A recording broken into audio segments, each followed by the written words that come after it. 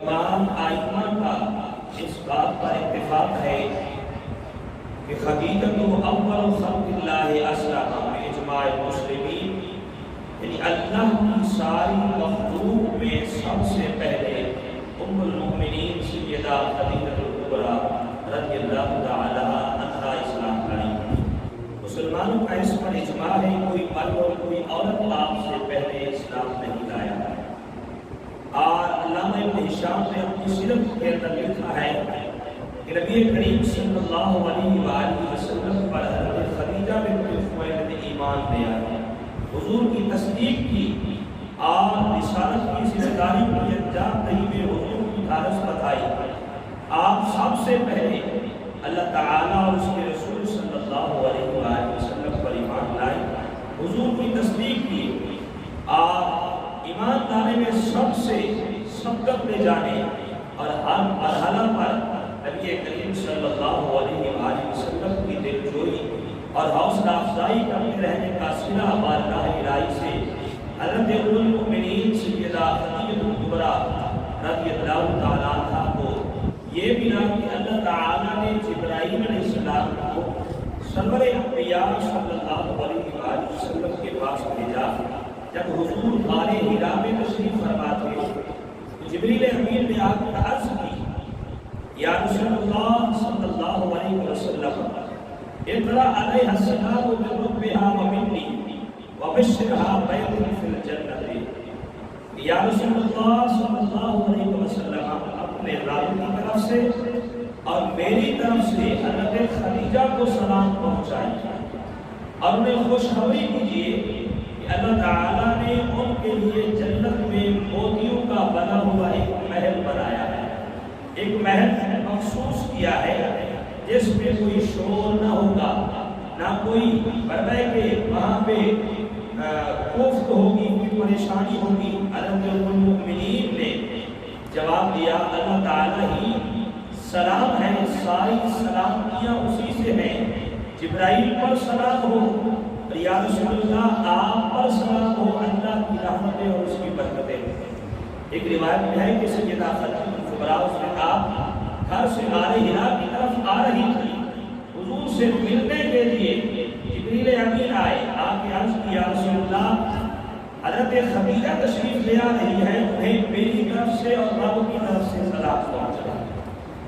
اس جواب میں بارگاہ سمجھیت کے آداب کا جس طرح خیال رکھا گیا ہے، اس سے جہاں آپ کی عقل مندی اور دانش مندی کا پتہ چلتا ہے، اسی طرح آپ کی ایمانی قوت اور یقین کی نور افشانیاں بھی نمایاں ہو رہی ہیں۔ تو نبی الانبیاء صلی اللہ علیہ وآلہ وسلم کی ذات اقدس پہ سب سے پہلے اسلام لانے والی خاتون سیدہ خدیجہ کبریٰ ہے۔ مردوں اور عورتوں میں سب سے پہلے سیدہ خدیجہ کبریٰ ایمان لے آئی۔ اس کے بعد سبل الہدیٰ والرشاد کے مصنف امام یوسف صالحی فرماتے ہیں کہ ورقہ بن نوفل جس کے پاس حضرت سیدہ خدیجہ کبریٰ رضی اللہ تعالیٰ عنہا نے حضور کا سارا ماجرا بیان فرمایا تھا، وہ حضور علیہ السلام کو انہوں نے جو تحسین کے کلمات سے یاد فرمایا تو ان کے بارے میں بھی علماء نے لکھا ہے کہ وہ ایمان لے آئے۔ اور تیسرے نمبر پہ حضرت مولا علی کرم اللہ تعالیٰ عنہ کریم، اور میں آپ کی عمر میں 10 سال علماء نے بیان فرمائی ہے کہ نبی الانبیاء صلی اللہ علیہ وآلہ وسلم ایک دن سیدہ خدیجہ کبریٰ اور آقا کریم علیہ السلام آپ دونوں نماز پڑھ رہے تھے۔ شروع میں 2 نمازیں فرض کی، 2 نمازیں تھیں۔ علماء نے لکھا ہے کہ نبی علیہ السلام نماز پڑھا کرتے تھے اور سیدہ خدیجہ کبریٰ بھی آپ کے ساتھ نماز پڑھتی تھی۔ تو ایک دن مولا علی کرم اللہ تعالیٰ عنہ کریم نے دیکھا تو پوچھا، یا رسول اللہ یہ کیا ہے؟ کیونکہ ان کے سامنے یہ پہلی نئی عبادت تھی، تو فرماتے ہیں یہ کیا ہے؟ آپ نے فرمایا اللہ کی عبادت ہے، اللہ کی عبادت ہے۔ اور فرمایا کہ حضرت مولا علی کرم اللہ تعالیٰ عنہ کریم کو آپ نے دعوت دی کہ اللہ وحدہ لا شریک ہے اور اس کے سوا کوئی معبود نہیں، لات منات عزا یہ سارے بت جھوٹے ہیں، ایک کا انکار کرو، اللہ وحدہ لا شریک کا اقرار کرو اور اسے مانو۔ تو فرمایا آپ نے بلایا، حضرت مولا علی کرم اللہ تعالیٰ عنہ کریم فرماتے ہیں کہ میں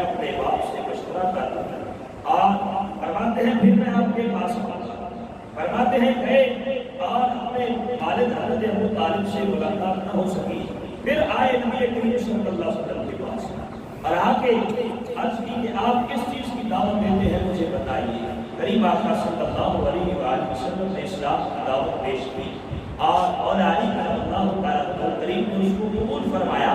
آپ آقا کریم علیہ السلام کے ساتھ آپ کی نماز پڑھتے تھے۔ تو اسلام قبول کرنے والوں میں تیسرا نمبر فرمائے کہ مولا علی رضی اللہ تعالیٰ کریم کا ہے۔ آپ بیست سے پہلے نبی کریم صلی اللہ علیہ وآلہ وسلم اور حضرت سیدنا ابو بکر صدیق رضی اللہ تعالیٰ کے درمیان ایک دوستانہ تعلق تھا، فرمائے کہ ایک دوسرے کے دوست گہرا تعلق تھا۔ ہم طرف ایک دوسرے کے پاس آنا جانا بیٹھنا باتیں کرنا فرمائے کہ اور کئی مقامات پہ فرمائے کہ سفر تجارت میں بھی ساتھ گئے تھے اور یہ تعلقات تھے۔ حضرت سیدنا ابو بکر صدیق رضی اللہ تعالیٰ کو نبی کریم صلی اللہ علیہ وآلہ وسلم کے کئی ایسے فرمائے کہ واقعات اپنی آنکھوں سے دیکھ چکے تھے، لیکن اس وقت یہ بے صبری کا دور نہیں تھا۔ اور یہاں پہ دور العنف کے فرمائے مصنف شیخ محمد ابو زہرا رضی اللہ تعالیٰ کو فرماتے ہیں کہ ایک مرتبہ حضرت سیدنا ابو بکر صدیق رضی اللہ تعالیٰ کو آپ فرمائے تجارت کے غرض سے ملک شام گئے۔ آپ وہاں پہ رات کو آپ نے ایک خواب دیکھا اور یہاں پہ خامیہ علماء نے یہ بھی لکھا ہے کہ حضرت سیدنا ابو بکر صدیق نے مکے میں ہی ایک خواب دیکھا تھا اور جب فرمائے کہ وہاں پہ گئے آپ نے وہاں کے بہت بڑے قاضی سے اس خواب کی تعبیر پوچھی تو آپ نے خواب کیا دیکھا؟ فرماتے ہیں کہ چاند جو ہے وہ زمین پر مکے کی دھرتی پر اتر آیا ہے اور میری گود میں آیا ہے۔ فرماتے ہیں کہ یہ خواب سیدنا ابو بکر صدیق رضی اللہ تعالیٰ نے دیکھا کہ چاند کے بکھرے ہوئے ٹکڑے فرمائے یکجا ہو گئے اور مکمل چاند ان کی گود میں آ گیا۔ فرماتے ہیں اہل کتاب کے کسی عالم سے آپ نے اس خواب کی تعبیر پوچھی، اس نے بتایا کہ وہ نبی جس کی آمد کے ہم منتظر ہیں وہ نبی آنے والا ہے، اس کے وقت کا ظہور جو ہے ظہور کا وقت جو ہے قریب آ چکا ہے۔ فرمائے کہ یہ بشارت یہ خواب کی تعبیر یہی ہے کہ آپ اس نبی کی اطاعت اور فرمانبرداری کریں۔ اس کی برکت سے آپ سارے جہان میں سب سے معزز ترین شخص بن جائیں گے۔ اس لیے نبی الانبیاء صلی اللہ علیہ وسلم کی بارگاہ سے یہ لقب ملا ہے کہ افضل الخلق کے بعد الانبیاء، فرمائے نبیوں کے بعد سب سے افضل ترین، فرمائے اگر کسی کو مانا جاتا ہے تو سیدنا صدیق اکبر کی ذات ہے۔ تو سیدنا صدیق اکبر رضی اللہ تعالیٰ نے ادھر سے اس فرمائے کہ عالم سے یہ تعبیر پوچھی اور انہوں نے جب اپنی کتابوں کے حوالے سے یہ بات کہی اور آپ اپنی آنکھوں سے مشاہدات بھی دیکھ چکے تھے، تو جب آپ مکے میں آئے تو نبی انبیاء صلی اللہ علیہ وآلہ وسلم نے اسلام کی دعوت پیش کی اور ابو جہل دوڑتا ہوا آیا ابو بکر کے پاس کہ اے ابو بکر فرمایا تجھے پتہ ہے تیرا یار کیا کہتا ہے؟ کہتا ہے میں اللہ کا نبی ہوں۔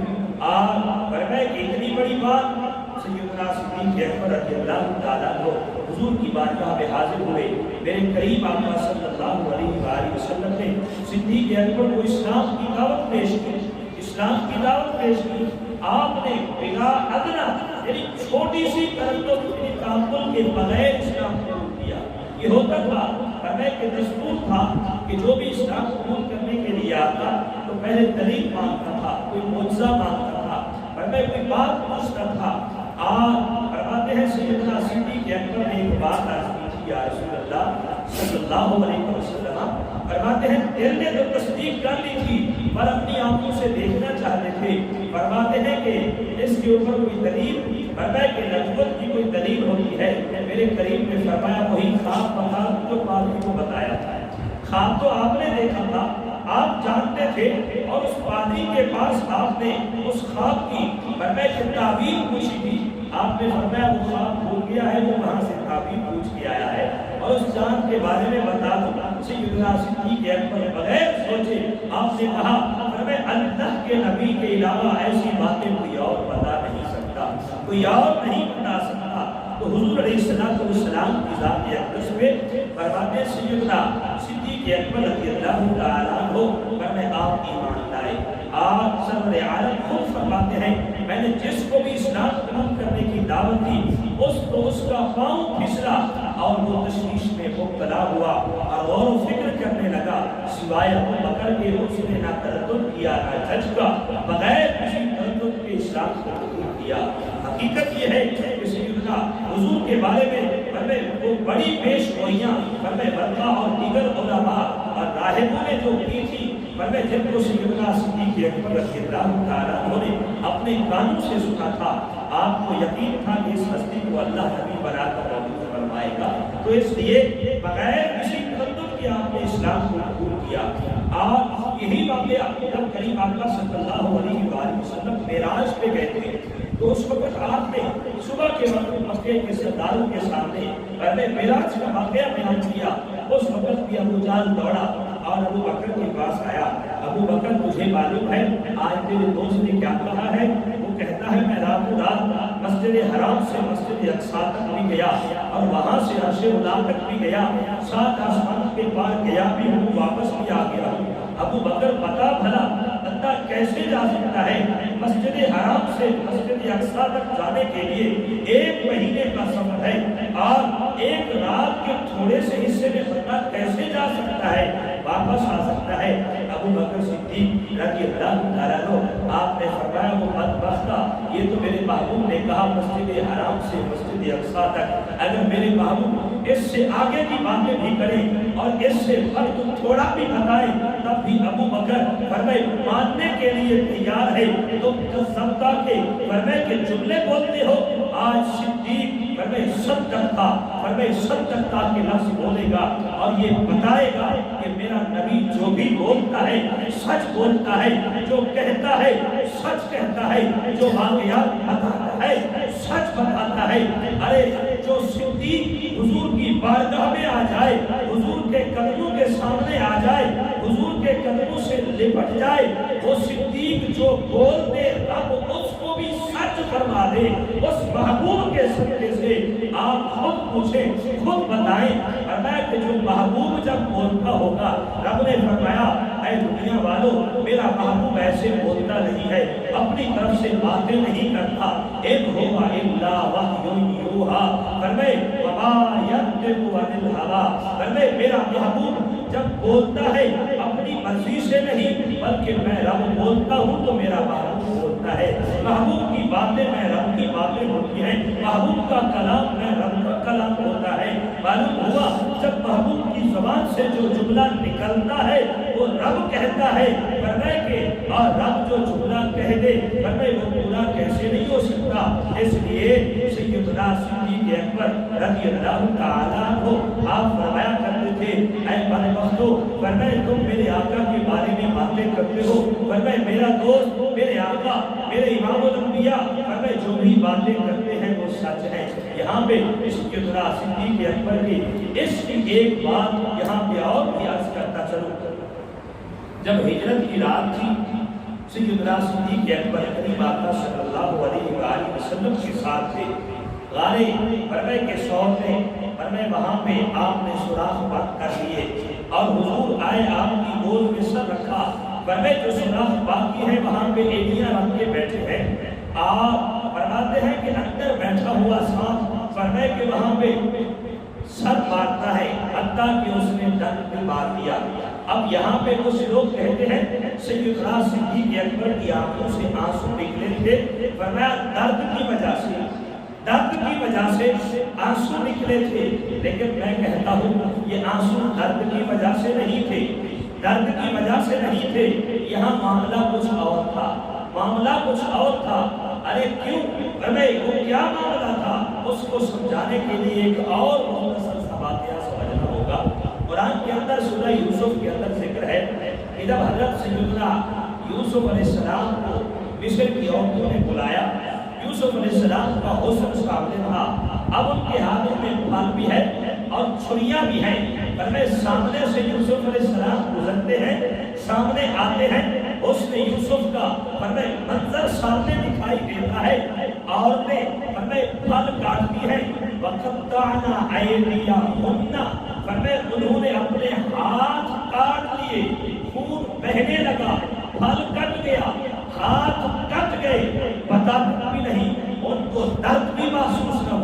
تکلیف کی شدت بھی محسوس نہ ہوئی، خون بہ رہا ہے، ارے محسوس بھی نہیں ہوا، پتہ بھی نہیں چلا کہ ہاتھ کٹ گئے۔ میں کہتا ہوں جب حسن یوسف سامنے ہو، فرمایا ہاتھ کٹ جائے پتہ نہیں چلتا، درد محسوس نہیں ہوتا، ارے جب حسن محمد سامنے ہو پھر درد کیسے محسوس ہو سکتا ہے؟ فرمایا یہ درد کی وجہ سے نہیں تھا، فرمایا جو آنسو نکلے تھے یہ درد نہیں تھا بلکہ یہ اندر کا غم تھا۔ ارے سانپ نے ڈس دیا، اگر محبوب سے جدائی ہو گئی تو پھر میرا گزارا کیسے ہوگا؟ فرمایا میرا گزارا کیسے ہوگا؟ میں قبر میں چلا جاؤں تو محبوب کی جدائی کو کیسے برداشت کروں گا؟ فرمایا اس جدائی کے غم نے آنسو بہا دیے تھے، آنکھیں رو پڑی تھی۔ ابو بکر فرمایا محبوب کی جدائی برداشت نہیں ہو سکتی۔ ارے یہ عشق انتہا تھی۔ فرمایا کبھی بھی ایسا ہے، فرمایا حسن یوسف کو دیکھ کر ہاتھ کٹتے ہیں، درد نہیں ہوتا۔ میں پوچھتا ہوں فرمایا حسن یوسف تو فرمایا حسن محمد کی ایک جھلک بھی نہیں ہے۔ فرمایا کہ ایسا حسن ہے، فرمایا کہ حسن یوسف کو دیکھ کر لوگ 40 سال 40 دن تک بھوک مٹ جاتی تھی۔ میں کہتا ہوں ارے 40 دن کی بھوک مٹ جاتی تھی، ارے جب حسن محمد کو دیکھا فرمایا بھوک کا نام و نشان ہی مٹ گیا۔ فرمایا کہ جان تک پرواہ نہیں کی۔ ارے یوسف کے حسن کو دیکھ کر مصر کے لوگوں کی بھوک مٹ جاتی تھی، یہاں پہ حسن محمد کو دیکھ کر پیٹ پہ پتھر باندھے ہوئے ہیں۔ فرمایا پھر بھی کہتے ہیں آقا آپ حکم کو فرمائیں، ہم حاضر ہیں۔ ارے کریم آقا صلی اللہ علیہ وآلہ وسلم کا یہ جو عشق تھا صحابہ کے اندر، اس عشق کے سردار سیدنا صدیق اکبر تھے۔ سیدنا صدیق اکبر رضی اللہ تعالیٰ عنہ تھے۔ یہ مقام عشق تھا صدیق کا، حضور سے محبت کا انداز تھا، حضور سے یہ محبت تھی۔ ارے کوئی ایسا دنیا میں دکھاؤ تو صحیح جو اپنے گھر کا سب کچھ لے کر آئے۔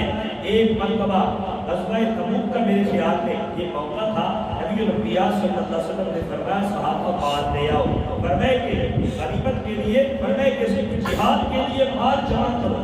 سارے صحابہ لے کر آنے لگے۔ سیدنا فاروق اعظم فرماتے ہیں ان دنوں میں میں بڑا خوشحال تھا، میں نے کہا آج تو ابو بکر سے باری لے کر ہی رہوں گا، آج زیادہ مال لے کر آؤں گا، ابو بکر سے آگے نکلوں گا میں آج۔ فرماتے ہیں گھر گیا، بہت سارا مال تھا، اس کو 2 حصوں میں تقسیم کیا، آدھا گھر والوں کے لیے، آدھا اٹھا کے حضور کی بارگاہ میں لے آیا۔ فرماتے ہیں میرے قریب نے پوچھا اب اے عمر، فرمائے گھر والوں کے لیے کیا چھوڑا؟ عرض کی یا رسول اللہ آدھا گھر والوں کے لیے، آدھا آپ کی بارگاہ میں۔ اتنی دیر میں سیدنا صدیق اکبر حاضر ہوتے ہیں، سر پہ گٹھڑی اٹھائی ہوئی ہے بڑی ساری، آپ کے حضور کی بارگاہ میں رکھا۔ میرے قریب نے فرمایا ابو بکر فرمائے گھر والوں کے لیے کیا چھوڑ رہے ہو؟ عرض کی یا رسول اللہ اللہ و رسولہ، فرمائے اللہ اس کے رسول کو گھر میں چھوڑ کر آیا ہوں، فرمائے باقی سب کچھ لے کر آیا ہوں۔ اور یہ انداز بھی بڑا نرالا تھا۔ اس دن سیدنا صدیق اکبر نے اپنی قمیض بھی اتار کے اس مال میں رکھی تھی، اور ٹاٹ کی قمیض فرمایا بنا کے اس کے اوپر کانٹے کے بٹن لگا کے آئے تھے۔ فرماتے ہیں جب آئے یہ لباس پہن کے تھوڑی دیر میں ہی جبریل امین حاضر ہو گئے۔ میرے قریب نے دیکھا جبرائیل بھی ٹاٹ کا لباس پہنے ہوئے، وہی کانٹے کے بٹن لگائے ہوئے۔ میرے قریب نے پوچھا جبرائیل یہ کیسا لباس ہے؟ عرض کی آقا آج صرف میرا نہیں آسمان کے تمام فرشتوں کا یہی لباس ہے۔ میرے قریب نے فرمایا جبرائیل وجہ کیا ہے؟ یہ لباس کیوں پہنا گیا؟ عرض کی یا رسول اللہ اللہ کو آپ کے یار کا لباس پسند آیا، اللہ نے حکم دیا جبرائیل آج جیسا لباس ابو بکر نے پہنا ہے ویسا لباس سارے فرشتے پہنو۔ مجھے ابو بکر کا یہ لباس پسند آ گیا۔